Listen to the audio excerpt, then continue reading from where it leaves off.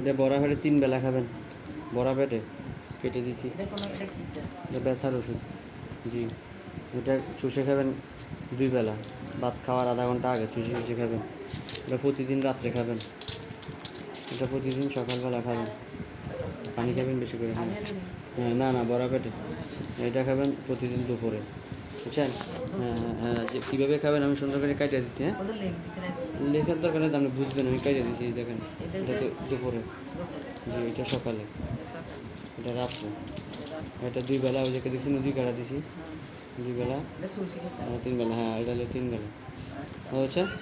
ঠিক আছে, দোয়া করেন, যান। সুলকানি আছে, সুলকানিটা প্রতিদিন রাত্রে খাবেন, 1 বেলা, এটা খালি ঘুম আসবে। হ্যাঁ ঠিক আছে, যান। এই একজন রুগী আসেন।